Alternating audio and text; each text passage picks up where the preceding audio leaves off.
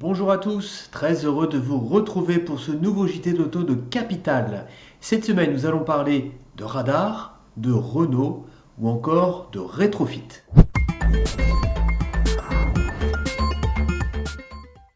Et on commence ce JT auto par les news de la semaine et notamment les meilleures ventes de voitures électriques au mois d'avril. Selon le cabinet Adata, c'est la Peugeot i208 qui arrive en tête devant la Renault Zoé ou encore la Fiat 500 qui réalise un très bon début commercial.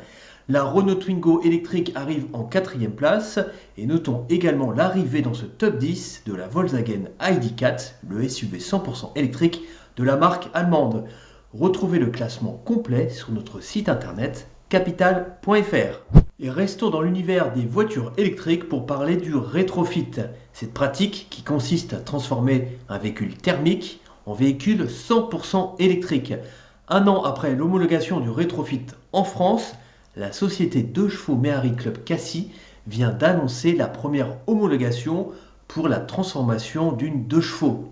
Le prix de la transformation est facturé 13 900 € environ, mais la facture peut descendre sous les 10 000 € grâce à la prime à la conversion dont peuvent bénéficier ces véhicules. Nous, à Capital, nous avons eu la chance d'essayer ces 2 chevaux électriques et nous vous donnons rendez-vous très prochainement pour l'essai complet sur votre site préféré. Et terminons les news avec Renault qui a confirmé lors d'un événement digital animé par Luca De Meo, le nouveau patron de la marque, le lancement de 7 nouveaux modèles issus du segment C et du segment D, donc celui des berlines et celui des berlines familiales, d'ici à 2025. Le Renault Arcana, donc, qui est un SUV coupé que nous avons d'ailleurs récemment essayé sur Capital, est le premier modèle de cette stratégie. Mais la vraie nouveauté est attendue pour l'année prochaine, c'est la Mégane E-Tech, donc une Mégane 100% électrique, dont d'ailleurs Renault a dévoilé les premières images à l'occasion de cet événement digital. La Mégane E-Tech sera également le premier modèle du constructeur à recevoir le nouveau logo de la marque qui a été dévoilé au printemps dernier.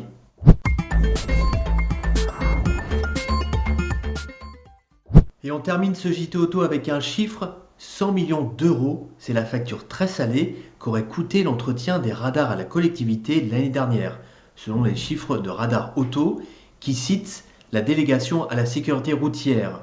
À titre de comparaison, la facture n'était que de 65 millions d'euros en 2017, la dernière année connue.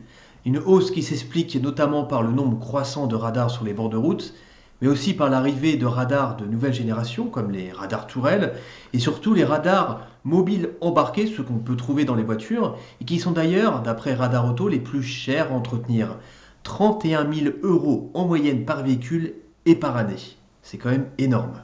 Voilà, c'est tout pour aujourd'hui. Merci encore de votre fidélité. À très bientôt pour un nouveau JT de l'Auto de Capital.